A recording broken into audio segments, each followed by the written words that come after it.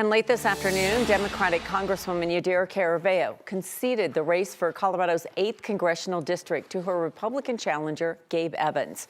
It was the closest race in Colorado. It's not yet been called by the Associated Press. In the latest update from the state Secretary of State's office, Evans led Caraveo by 2,500 votes. Caraveo has served the 8th district for 2 years. Millions of dollars was spent on both sides in this highly competitive district. The AP reports about 92% of the votes in that district have been counted, and the GOP has flipped the seat. Well, here we go, Colorado. We're doing our thing, right? Historic snow and now warmer temperatures and sunshine, getting us up near 60 in places to melt much of that away.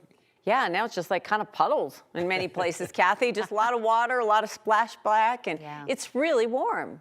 It was 48 degrees, so I think it maybe felt a little bit warmer than the actual air temperature was, but we're going to get there. We're going to get into those 50s and 60s. And while downtown Denver is dealing with water and melting and splashback, those in rural areas in Elbert County, Lincoln County, Washington County, where 30 to 40 inches of snow fell, they're still digging out, and there's still a lot of snow cover on the ground, and that will mean a very cold night coming up because of good radiational cooling with the clearing skies and the light winds. So we have a clear and cold night in Denver, warmer weather on the way, and another storm to track that will bring mountain snow on Tuesday. Temperatures at this hour in the mid-40s along the Front Range, 30s in the high country. Winds are very light this evening, and we expect that trend to continue.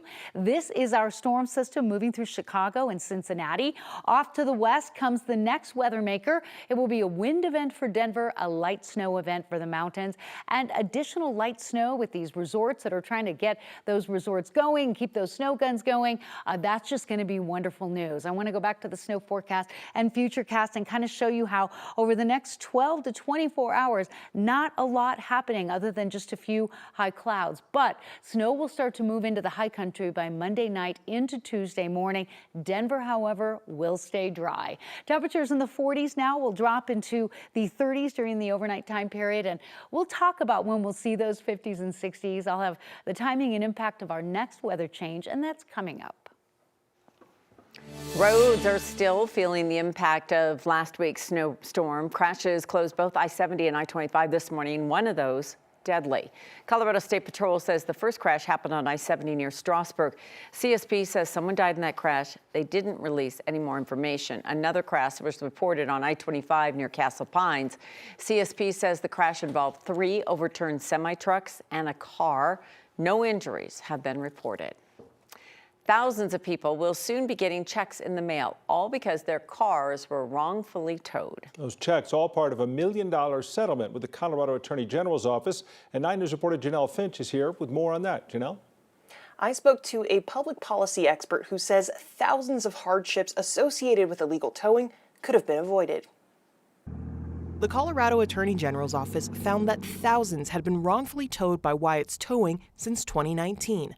But before the large-scale trend was noticed, so you have to make somebody responsible, and that's what the recommendation was about. Brian Jameson, a public policy analyst, tried to alert state lawmakers to predatory towing.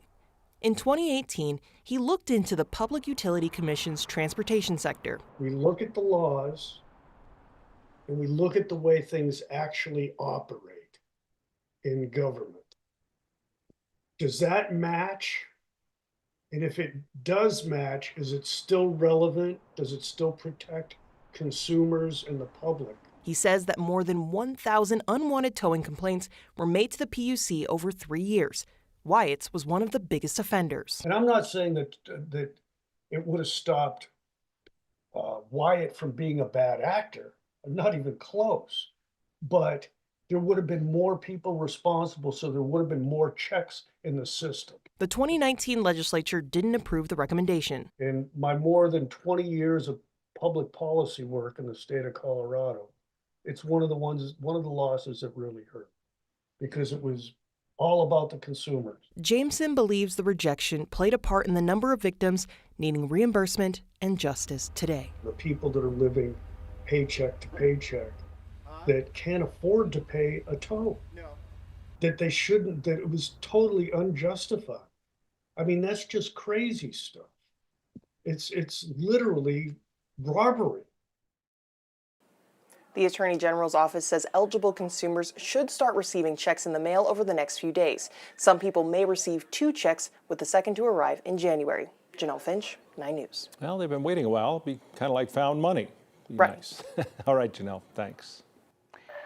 It's almost time to salute and give thanks to those who have served or who are actively serving our country. Tomorrow is Veterans Day. Of course, the federal holiday is celebrated every year on November 11th, 11/11. It marks the anniversary of the end of World War I. Unfortunately, Denver's Veterans Day parade and run were canceled because of the weekend snowstorm. However, there are still some other events happening tomorrow. Innovage is hosting a breakfast and pinning ceremony in Thornton. And keep in mind that many government offices and banks will have the day tomorrow off.